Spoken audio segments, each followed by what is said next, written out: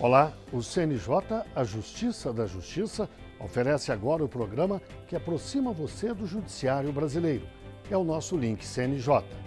E a entrevista da semana é com Luiz Geraldo Lanfredi, juiz auxiliar da presidência do CNJ. Ele fala sobre como um conselho e os estados brasileiros enfrentam a crise no sistema carcerário. O programa ainda vai mostrar uma reportagem especial sobre o uso de tornozeleira eletrônica em casos de violência doméstica. A prática vencedora do prêmio Conciliar é Legal na categoria Mediação e Conciliação Extrajudicial. E as últimas notícias do CNJ. Eu acompanhei as últimas reuniões do CNJ com representantes de tribunais de todo o país. Esses encontros permitiram que os gestores discutissem as realidades locais do sistema carcerário e pensassem, planejassem uma agenda para a execução de atividades em cada uma das unidades da federação.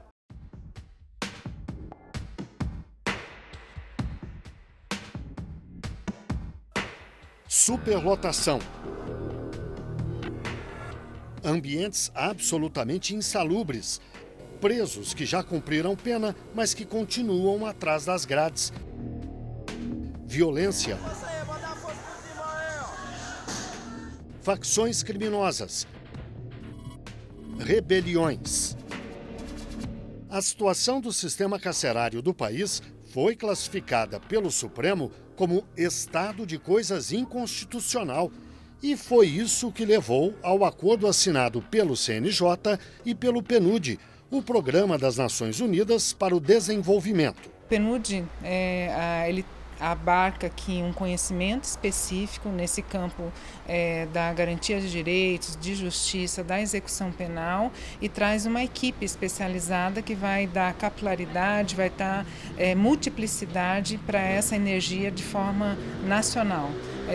Então é uma equipe que está coordenando esses esforços a serviço do DMF, a serviço do CNJ, para que todos os estados da federação tenham uma política judiciária implementada a partir desse programa. A cooperação técnica prevê aprimoramento das políticas de alternativas penais e monitoração eletrônica, o aperfeiçoamento do cumprimento de medidas socioeducativas em meio aberto, a implantação nacional do Sistema Eletrônico de Execução Unificado, a expansão e qualificação das audiências de custódia, a implantação da central de vagas nos tribunais para o controle das portas de entrada e saída do sistema carcerário e a identificação biométrica dos presos. O que nós esperamos, em primeiro lugar, é a concretização do sistema de execução unificado, né? Sobretudo com relação a essa política, e a individualização das pessoas em cumprimento de pena, né? E, em segundo plano, uma grande discussão nacional sobre o que se passa nas penas alternativas e como alcançar um resultado melhor para evitar a reiteração criminosa. Ao longo do mês de fevereiro, o CNJ se reuniu com o PNUD e representantes de tribunais de justiça de todo o país para discutir as estratégias e receber sugestões de como enfrentar os problemas do sistema carcerário. Minas Gerais, por exemplo, ofereceu a experiência das chamadas APACs, as Associações de Proteção e Assistência aos Condenados. São locais para cumprimento de penas mais humanizados. Existem em alguns estados, mas se espalharam e se destacaram em Minas. Lá são 18 APACs com mais de 4.000 presos. Já São Paulo ofereceu o exemplo do projeto Semear, semelhante ao das APACs. O Estado traz aquilo que está dando certo no seu estado e, naturalmente, as suas dificuldades, que não são pequenas, nós temos muitas dificuldades. Então nós temos, inclusive no estado de São Paulo, presídio que pode ser tido como modelo completamente diferenciado daquilo que nós temos na maioria dos estados e também na maioria do estado de São Paulo. Depois das reuniões, o Link CNJ conversou com o Dr. Luiz Geraldo Lanfredi, juiz auxiliar da presidência do Conselho. Ele falou sobre o enfrentamento da crise no sistema carcerário neste ano. Dr. Lanfredi, muito obrigado pela entrevista. Que resultados o CNJ espera dessas reuniões? Nós chamamos essa rodada de encontros e de reuniões com o objetivo de dar a conhecer o programa da gestão do ministro Dias Toffoli para o sistema prisional. Partindo da configuração do chamado estado inconstitucional de coisas, para marcar o potencial que esta declaração do Supremo Tribunal Federal tem para o sistema prisional, no sentido de chamar à responsabilidade a atuação dos juízes e o quanto pode ser sofisticado em termos de trabalho com o sistema prisional. Cada um dos tribunais esteve aqui numa conversa franca, direta, aberta, conhecendo, portanto, o programa, e esse é o diferencial desta gestão, porque não falamos em projetos específicos, mas num programa com várias iniciativas, com vários produtos que vão ter o seu desdobramento espaçado no tempo, né, em fases, buscando principalmente, a partir de um diagnóstico local e um plano de ação para cada estado, metas e resultados de curto, médio e longo prazo. Agora, esse próximo passo, que é a visita do CNJ aos tribunais, começa imediatamente. Começa imediatamente, logo após o Carnaval, no mês de março, se estendendo entre março e abril. Serão visitados por semana 3 estados. Na equipe, hoje, que está fortalecida pela atuação de um convênio firmado entre o Conselho Nacional de Justiça e as Nações Unidas, com o PNUD e o UNODC, que são duas agências muito eficientes na lida com os temas de justiça e o sistema prisional, e graças ao fortalecimento desta capacidade de realização já comprovada do Conselho Nacional de Justiça, nós vamos poder chegar a todos os tribunais ao mesmo tempo com ações integrais para o sistema prisional. Após a coleta dos dados, após a visita aos tribunais de cada estado, o próximo passo, o seguinte, será a implantação das experiências, é isso? Não? Nesta próxima visita, já que faremos aos tribunais, o plano já começa a ser executado.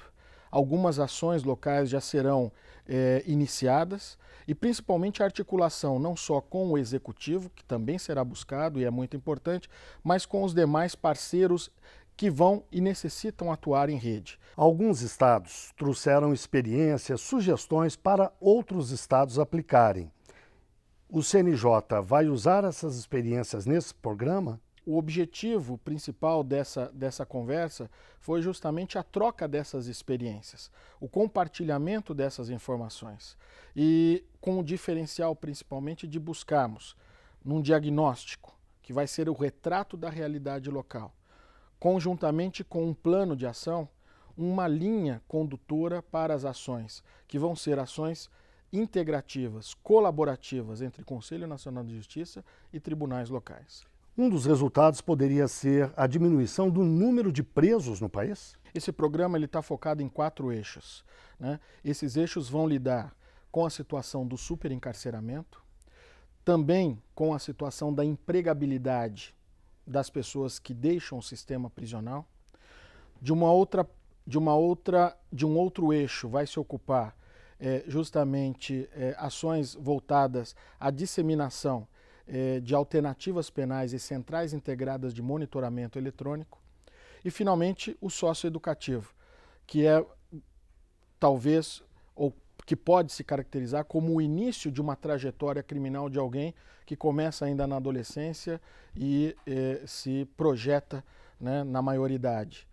De modo que, evidentemente, a busca, né, pela racionalização da utilização dos espaços em estabelecimentos penais, desidratar com responsabilidade a população carcerária, apenas para que ali tenhamos aqueles que efetivamente não mereçam o convívio social, mas ao mesmo tempo lidando com a perspectiva das alternativas penais, com um compromisso sério, com visibilidade, sem a sensação de impunidade, mas com uma fiscalização efetiva, nós podemos reduzir custos, nós podemos melhorar a sensação de segurança da própria sociedade e principalmente trabalhar pela pacificação social.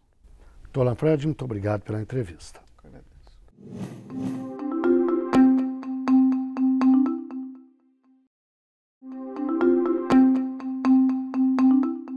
O Link CNJ está de volta. Segundo dados divulgados no ano passado pelo Ministério da Justiça e Segurança Pública, em 2017, o país tinha 51 mil tornozeleiras eletrônicas em atividade.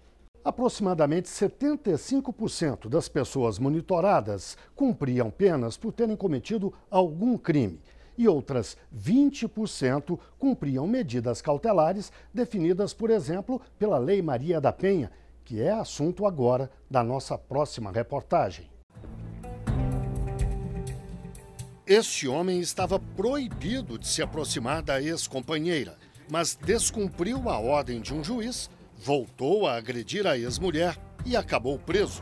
Eu tenho que passar por esse constrangimento, né, sargento? O senhor procurou, senhor. Não, não procurei. O senhor procurou, senhor. O senhor procurou. Esta mulher é outra vítima de um ex-marido violento. E ele também deveria obedecer uma medida protetiva.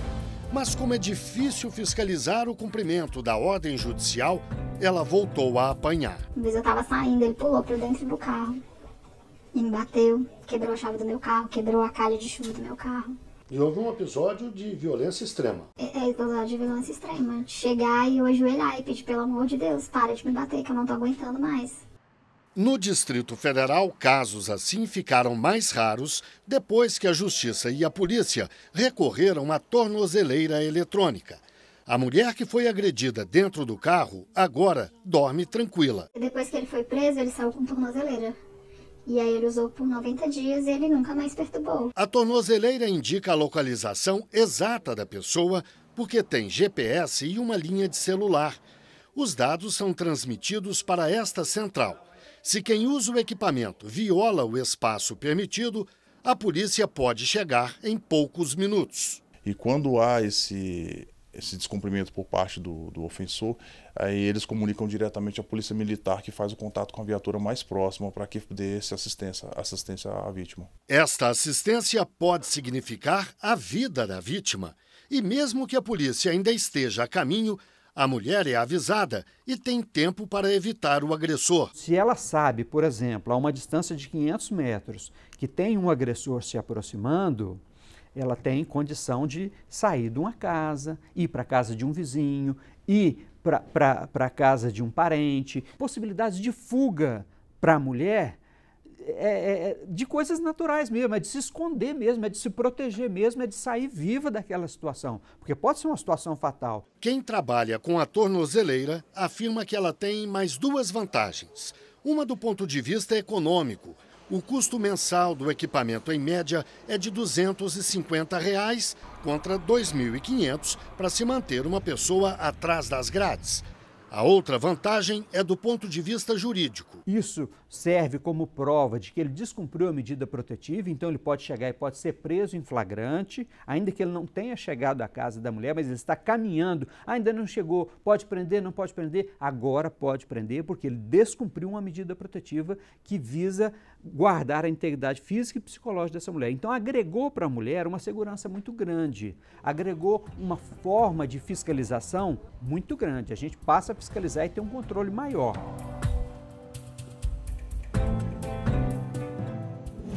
Veja agora mais uma reportagem que preparamos para você.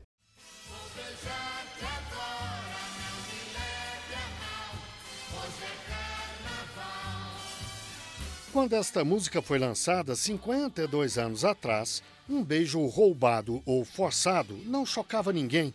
Era, no máximo, uma contravenção penal sujeita a multa. Mas se tornou crime em setembro do ano passado e dá cadeia. Agora nós temos a previsão, de uma pena de restrição de liberdade de 1 a 5 anos, que não é afiançável, não admite fiança lá na delegacia, a autoridade policial não pode arbitrar uma fiança, e ele vai ser apresentado à autoridade policial em 24 horas para saber se ele vai ser convertido esse flagrante em uma preventiva ou se ele vai ser liberado para responder o processo crime em liberdade. A lei define a importunação como a prática de ato libidinoso contra alguém para satisfazer o próprio desejo, um crime de gravidade média. Além do beijo roubado, são casos como um abraço forçado ou a chamada passada de mão. O conceito é diferente do de outros 3 crimes sexuais: o estupro, que é cometido mediante violência ou grave ameaça. O assédio, aquela situação em que um chefe usa o poder sobre um subordinado para obter sexo. E o abuso, crime em que o agressor é adulto e a vítima é criança ou adolescente. Se a importunação é comum no carnaval, no transporte coletivo ela é problema o ano inteiro. No ônibus, no trem, no metrô, não importa. Esse crime é registrado de norte a sul do país diariamente. O Distrito Federal, por exemplo, registrou 25 casos apenas no primeiro mês deste ano. Na capital paulista, foram 293 queixas nos 3 últimos meses de 2018. E é preciso lembrar que este crime, apesar de chocante, é subnotificado. Muitas vezes as vítimas não têm coragem de reagir. Dentro do metrô, o cara se encostando em mim, né? E eu fiquei toda sem graça e não conseguia nem falar com as outras pessoas, porque os homens, a maioria deles, reagem de forma negativa, ao invés de ajudar as meninas, né? Na hora eu fiquei meio assim, eu não soube o que fazer. Se eu falava com a menina ou se eu brigava com um homem que era bem de idade para poder estar fazendo esse tipo de coisa. Ele foi esfregando em mim, aí eu fui para trás assim de uma vez, que eu assustei, né? Mas é bem chato. Thaís teve coragem para reagir. O problema começou quando um homem de 68 anos entrou atrás da moça no ônibus e se encostou nela de forma assintosa por 2 vezes. E na hora que ele deu aquela encoxada assim, rebolando ainda, aquilo me incomodou muito. Eu fui interrompida em dar um tapa na cara dele, mas eu passei a roleta e continuei de olho.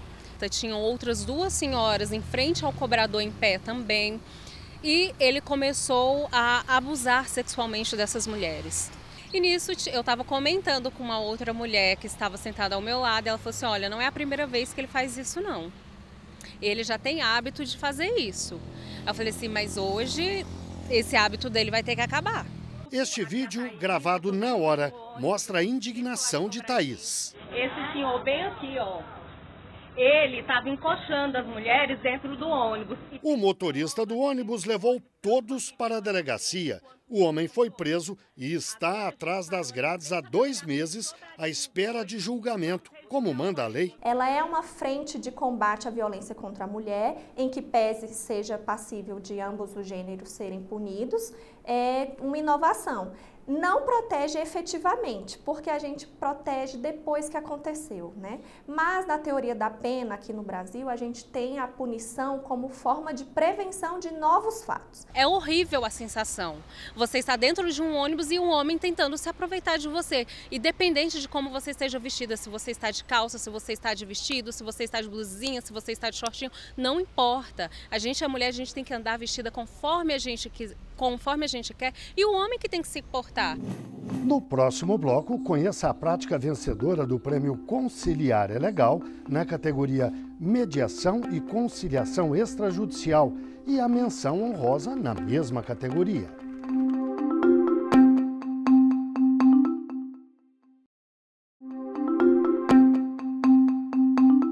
O Link CNJ está de volta com o vencedor e a menção honrosa da categoria Mediação e Conciliação Extrajudicial do Prêmio Conciliar é Legal.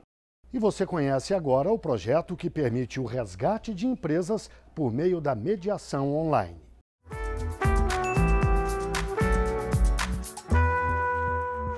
A prática Caminho para o Resgate Financeiro de Empresas e Créditos através da mediação online foi a vencedora do Prêmio Conciliar é Legal, na categoria Mediação e Conciliação Extrajudicial. O projeto foi avaliado pelo júri do prêmio em uma instituição bancária que utilizou a plataforma de mediação online MOL para solucionar pendências com clientes inadimplentes. A prática viabilizou em tempo real a aproximação com o cliente e, consequentemente, a solução da maior parte dos conflitos. E o melhor, de forma amigável e fora da esfera judicial. O projeto começou em 2017. Nesse tempo, de maio de 17 a setembro de 18, a gente abordou quase 1.100 empresas. Eu acho que foi esse o intuito, de viabilizar acordos bons para ambas as partes, entendendo a necessidade do devedor, ao mesmo tempo tentando entender as dívidas e como achar soluções que fossem possíveis para as boas partes.